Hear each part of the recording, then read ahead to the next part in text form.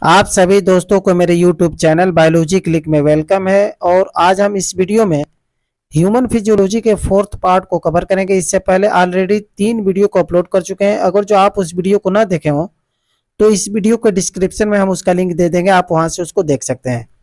और एग्जाम के व्यू से काफ़ी इंपॉर्टेंट वीडियो है, क्योंकि इससे बहुत ही ज़्यादा क्वेश्चन पूछे जाते हैं। तो वीडियो शुरू करने से पहले आपसे एक रिक्वेस्ट है कि प्लीज़ अगर जो आप हमारे चैनल पर नए हो तो हमारे चैनल को सब्सक्राइब कर लीजिए, और वीडियो अच्छी लगेगी तो लाइक जरूर कर दीजिएगा। तो बिना देरी के हम आते हैं अपने पहले क्वेश्चन की तरफ। पहला क्वेश्चन पूछ रहा है कि निम्नलिखित में से किसको अंतःस्रावी तंत्र यानी एंडोक्राइन सिस्टम का पेस मेकर कहा जाता है। ऑप्शन है थायरॉक्सिन, बी कह रहा है कैल्सिटोनिन, सी कह रहा है इंसुलिन, और डी ऑप्शन कह रहा है एड्रीनेलिन। तो इसका जो सही ऑप्शन होगा वो हो जाएगा ऑप्शन ए, थायरॉक्सिन। थायरॉक्सिन हार्मोन को हम अंतःस्रावी तंत्र का पेस मेकर कहते हैं। अब थोड़ा सा थायरॉक्सिन के बारे में हम आपको बता दें कि थायरॉक्सिन एक्चुअली जो थायराइड ग्लैंड होते हैं उसमें 3 टाइप्स के हार्मोन पाए जाते हैं। एक होता है कैल्सिटोनिन, एक थायरॉक्सिन और एक ट्राईआइडोथायरोनिन होता है। तो थायरॉक्सिन की कमी से आप लोग पढ़े होंगे कि घेंघा रोग हो जाता है, और भी बहुत सारे मिक्सिडीमा, हाइपोथायराइडिज्म और जड़ मानवता जैसे रोग हो जाते हैं। तो इसका जो इम्पोर्टेंस ये है कि ये जो कोशिकीय श्वसन होते हैं उसको तीव्र कर देता है, और जो हड्डियां हैं, बाल हैं, उसकी वृद्धि के लिए आवश्यक होता है। साथ ही साथ जो सेक्सुअल ऑर्गन होते हैं उसकी जो सक्रियता होता है, एक्टिविटी, उसको भी कंट्रोल किया रहता है। और पीयूष ग्रंथि जो पिट्यूटरी ग्लैंड होते हैं उसके साथ मिलकर हमारी बॉडी के जो वाटर लेवल है उसको भी बैलेंस किया रहता है। तो बहुत सारी इंपॉर्टेंस है, इसलिए इसको हम अंतःस्रावी तंत्र का पेस मेकर कहते हैं। ओके। और अगला क्वेश्चन पूछ रहा है कि पीनियल ग्रंथि कहाँ पाई जाती है। ऑप्शन ए यकृत, बी ऑप्शन कह रहा है मस्तिष्क, सी में कह रहा है गुर्दे, और डी ऑप्शन कह रहा है गर्भाशय। तो इसका जो सही ऑप्शन होगा वो हो जाएगा ऑप्शन बी, मस्तिष्क। आप यहाँ फिगर में देख रहे हैं जो पीनियल ग्लैंड है वो मस्तिष्क में उपस्थित है। इसके बारे में थोड़ा सा जान लेते हैं कि यह एक मेलाटोनिन नाम का एक हार्मोन है, उसको सिक्रेट करता है, और जो सोने और जगने के जो चक्र है उसको बैलेंस किया रहता है। साथ ही साथ जो मिजाज बनते हैं यानी मूड जो होते हैं, मूड को भी ये नियंत्रित करता है, और जो बायोलॉजिकल साइकिल होते हैं उसको भी कंट्रोल करता है। ओके। और अगला क्वेश्चन पूछ रहा है कि थायरॉक्सिन बनाने हेतु थायराइड ग्रंथि के लिए निम्न में से कौन सा अनिवार्य है। ऑप्शन ए NaCl यानी सोडियम क्लोराइड, बी कह रहा है KCl यानी पोटेशियम क्लोराइड, सी कह रहा है कोलेस्ट्रॉल, और डी ऑप्शन कह रहा है आयोडीन। ये CDS 2023 में पूछा गया क्वेश्चन है, तो इसका जो सही ऑप्शन होगा वो हो जाएगा ऑप्शन डी, आयोडीन की जरूरत पड़ती है थायरॉक्सिन बनाने के लिए थायराइड ग्रंथि में। और आपको थोड़ा एक हम इंटरेस्टिंग बात यहाँ बता दें कि जो थायरॉक्सिन हार्मोन होते हैं वो टिश्यू का डिफ्रेंशिएशन और मेटामॉर्फोसिस के लिए भी आवश्यक होते हैं। तो आप लोग मेढक को देखे होंगे, और उसके जो बच्चा होता है उसको हम टेडपोल कहते हैं, लार्वा जिसको कहा जाता है। तो अगर जिस पॉन्ड में रहेगा वहाँ पे आयोडीन की कमी हो जाए तो जो टेडपोल होता है फिर कभी जीवन में मेढक नहीं बनेगा, आजीवन वो टेडपोल ही फार्म में रहेगा। भले वो सेक्सुअली मैच्योर हो जाएगा लेकिन वो कभी मेढक नहीं बनेगा, और इस फिनोमिना को हम कहते हैं नियोटीनी। ओके। और अगला क्वेश्चन पूछ रहा है कि निम्नलिखित में से कौन सी एक अंतःस्रावी ग्रंथि पीयूष ग्रंथि से स्वतंत्र कार्य कर सकती है। ऑप्शन ए O2 यानी थायराइड, बी कह रहा है जनन ग्रंथि, सी कह रहा है अधिवृक्क यानी एड्रीनल ग्लैंड, और डी कह रहा है परावटू। परावटू को हम कहते हैं पैराथायराइड ग्लैंड। ये IAS 1997 में पूछा गया क्वेश्चन है, तो इसका जो सही ऑप्शन होगा वो हो जाएगा ऑप्शन डी, परावटू। या जो पैराथायराइड ग्लैंड होते हैं वे जो पिट्यूटरी ग्लैंड होता है यानी पीयूष ग्रंथि उससे स्वतंत्र होकर कार्य कर सकता है। आप जानते हैं कि जो पिट्यूटरी ग्लैंड होते हैं वो और जितने भी ग्लैंड होते हैं उनके ऊपर ये अपना कंट्रोल पावर रखता है, लेकिन उससे अलग होकर ये काम कर सकता है। अब थोड़ा सा हम बता दें, जो पैराथायराइड ग्लैंड होते हैं उसमें एक पैराथार्मोन जिसको हम कहते हैं PTH, उसको कोलिप्स के नाम से भी जानते हैं, ये एक ऐसे हार्मोन को ही सेक्रेशन करता है। और ये 84 एमिनो एसिड के जो मोनोमर होते हैं उससे बना एक प्रोटीन होता है। यह शरीर के लिए काफ़ी इंपॉर्टेंट होता है, क्योंकि जो बॉडी के अंदर जो कैल्शियम होते हैं और फास्फेट आयन उसको बैलेंस करता है। और यहाँ तक कि हमारी जो किडनी होता है उसके अंदर जो नेफ्रॉन होते हैं वहाँ पे जो कैल्शियम की मात्रा होती है उससे भी रीएब्जॉर्ब करके पूरे बॉडी में कैल्शियम को बनाता है, और एक्सेस अमाउंट होता है जब शरीर में कैल्शियम की तो उसको भी कम करता है। यानी कुल मिला जुला के ये शरीर के अंदर कैल्शियम और फास्फेट आयन को बैलेंस करता है। ओके। और अगला क्वेश्चन पूछ रहा है कि शरीर में सबसे बड़ी अंतःस्रावी ग्रंथि कौन सी है? ऑप्शन ए थायराइड, बी कह रहा पैराथायराइड, सी कह रहा एड्रिनल और डी कह रहा पिट्यूटरी। ये एसएससी 2011 में पूछा गया क्वेश्चन है, तो इसका जो सही ऑप्शन होगा हो जाएगा ऑप्शन ए थायराइड। थायराइड ग्लैंड ऐसा ग्लैंड होता है जो अन्य जितने भी एंडोक्राइन सिस्टम के अंतर्गत आने वाले ग्लैंड्स होते हैं उससे बड़ा होता है। इसकी लंबाई 5 सेंटीमीटर और इसकी चौड़ाई लगभग 3 सेंटीमीटर होती है, और ये एच शेप्ड का होता है। हमारे गले में जो विंड पाइप होती है जिसको हम ट्रैकिया कहते हैं उससे अटैच होता है और लैरिंक्स के नीचे सिचुएटेड होता है। इसमें 3 टाइप्स के हार्मोन का सिक्रेशन होता है। 2 ऐसे हार्मोन होते हैं जिसको हम कहते हैं आयोडीनेटेड हार्मोन, जिसमें थायरोक्सिन और ट्राईआइडोथायरोनिन होते हैं, और तीसरा एक और हार्मोन होता है वो होता है कैल्सिटोनिन, ये नॉन आयोडीनेटेड हार्मोन होता है।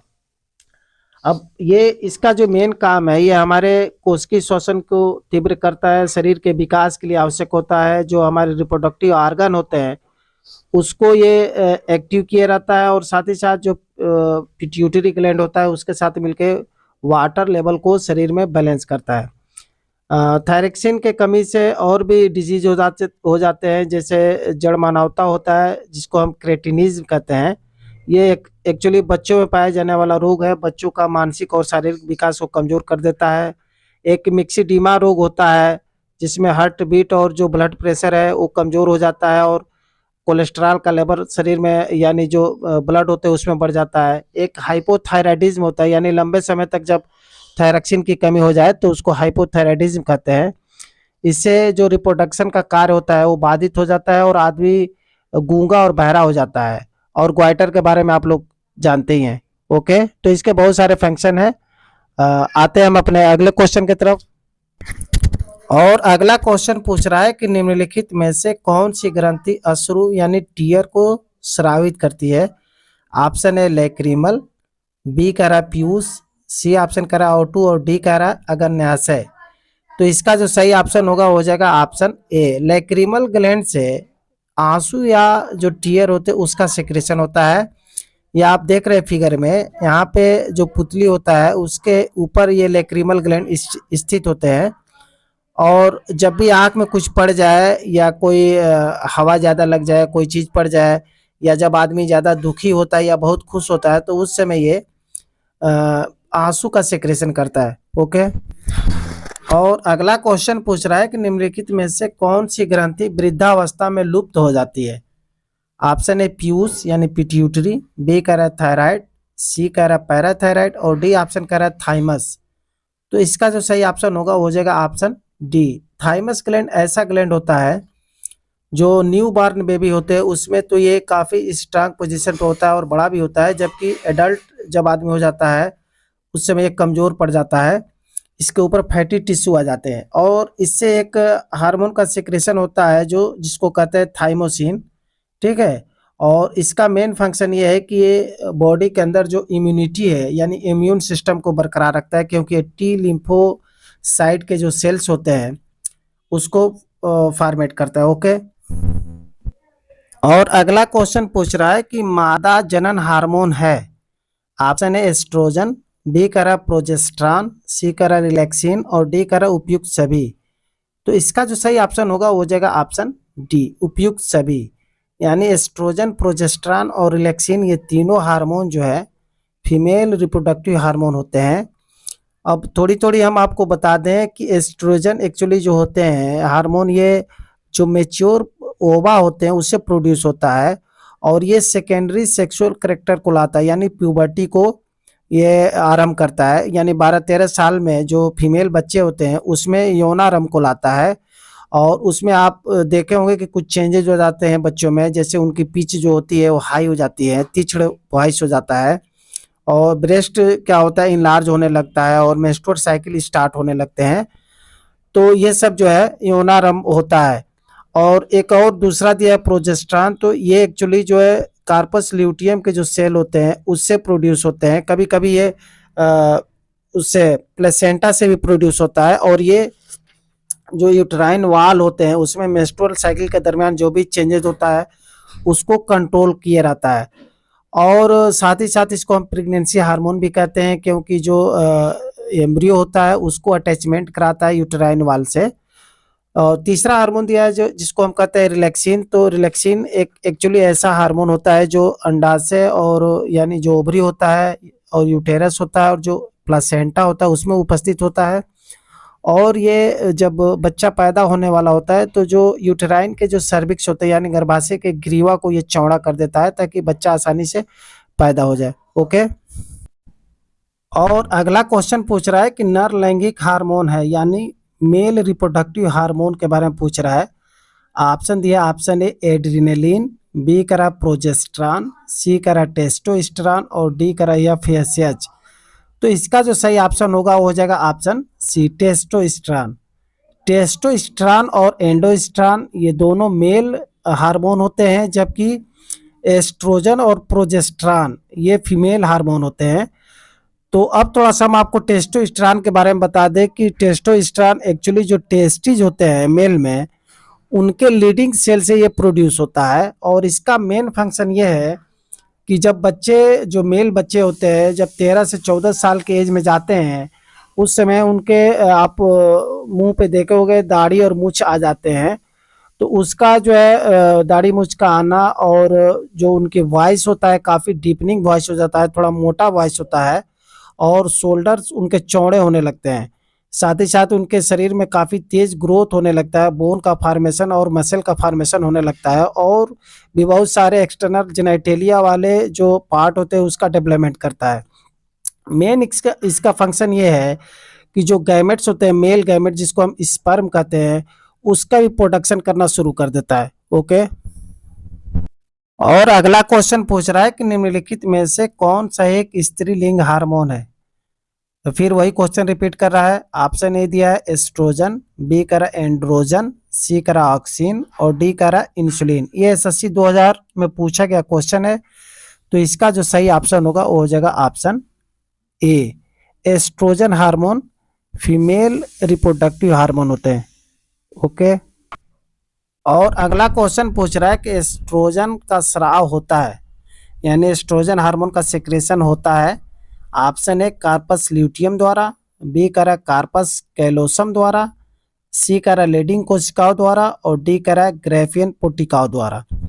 तो इसका जो सही ऑप्शन होगा वो हो जाएगा ऑप्शन डी ग्रेफियन पोटिकाओं द्वारा, यानी जो मैच्योर ओवा होते हैं उससे इसका सेक्रेशन होता है। और ये प्यूबर्टी लाता है फीमेल में 12 से 13 साल या 10 से 12 साल की एज में, ये आपको बताया जा चुका है। ओके।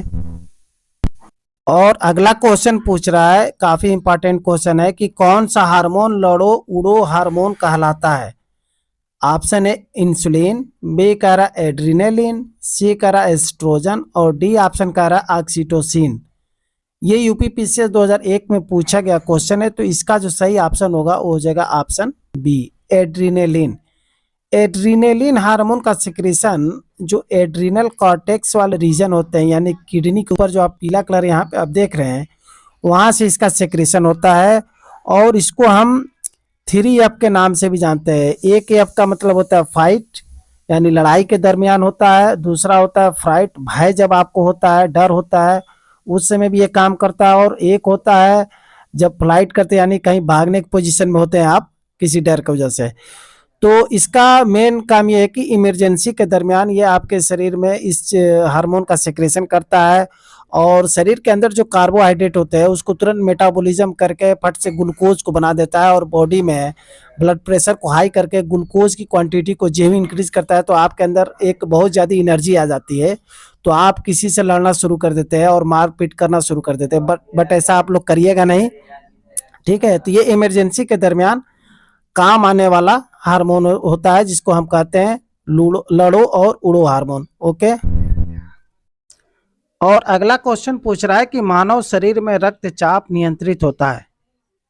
ऑप्शन ए अधिवृक्क ग्रंथि से जिसको हम एड्रिनल ग्लैंड कहते हैं, बी कह रहा है थायराइड ग्रंथि से, सी कह रहा है थाइमस से और डी कह रहा है पित्त पिंड से। ये बिहार एसएससी 2011 में पूछा गया क्वेश्चन है। तो इसका जो सही ऑप्शन होगा वो हो जाएगा ऑप्शन ए। अधिवृक्क ग्रंथि या एड्रिनल ग्लैंड से जो एल्डोस्टेरोन नामक हार्मोन का सेक्रेशन होता है वह एक्चुअली काम ये करता है कि जो रीनल ट्यूब्यूल्स होते हैं किडनी के अंदर, वहाँ से जो सोडियम आयन है उसको रीएब्जॉर्ब करता है, और जो ही यूरिनेशन होता है यानी जब मूत्र विसर्जन के दरमियान जो पोटेशियम के आयन बाहर निकलते हैं उसको जो है वहाँ से हटा के अंदर लेके आता है। तो एक तरह से ये जो आयन्स होते हैं सोडियम और पोटेशियम को उसको बैलेंस करता है, जिससे हमारा जो ब्लड प्रेशर है वह कंट्रोल होता है। ओके। और अगला क्वेश्चन पूछ रहा है कि इंसुलिन है एक प्रकार का। ऑप्शन ए नमक, बी कह रहा हार्मोन, सी कह रहा एंजाइम और डी कह रहा विटामिन। ये यूपी पीसीएस 1993 में पूछा गया क्वेश्चन है। तो इसका जो सही ऑप्शन होगा वो हो जाएगा ऑप्शन बी हार्मोन। एक्चुअली जो हमारा पेंक्रियाज होते हैं, आप यहाँ पे देख रहे हैं जो सी टाइप का स्ट्रक्चर है उसको हम ड्यूडेनम कहते हैं। उसके अंदर एक पत्ती जैसा स्ट्रक्चर है पीले पीले कलर का, इसको हम कहते हैं पेंक्रियाज। यह एक साथ एंडोक्राइन और एक्सोक्राइन यानी अंतःस्रावी और बहिःस्रावी दोनों प्रकार की ग्रंथि है। तो इसके जो एंडोक्राइन का ये जो ग्लैंड का काम ये करता है कि ये एक हार्मोन का सिक्रेशन करता है जिसको हम कहते हैं इंसुलिन। ठीक है।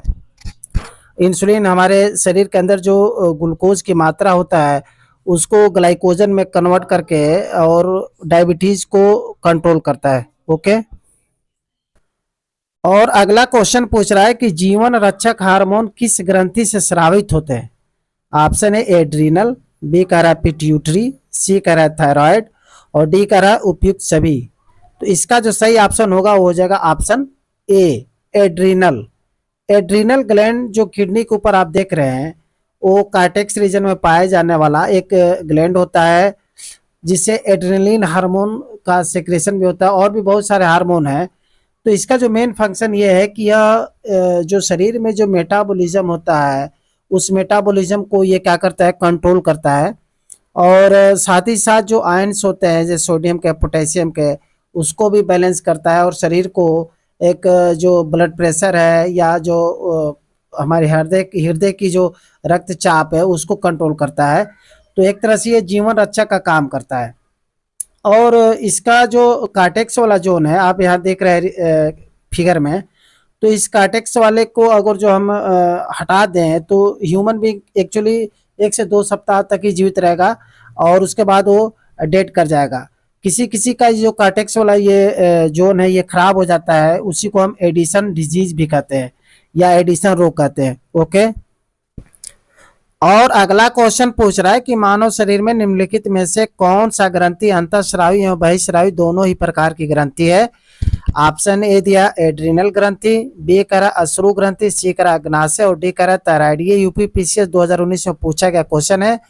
तो इससे पहले अभी आपको ये बताया गया है कि जो पेंक्रियाज होते हैं एक साथ वो एंडोक्राइन और एक्सोक्राइन दोनों ही प्रकार का ग्लैंड्स होते हैं, लेकिन इसमें जो मेन काम होता है वो ये जानना है कि इसके अंदर जो एंडोक्राइन सिस्टम का काम करता है तो इसमें अल्फा बीटा और गामा 3 इसके आइसोलेट के जो सेल होते हैं वहां से 3 हार्मोन्स का सेक्रेशन होता है।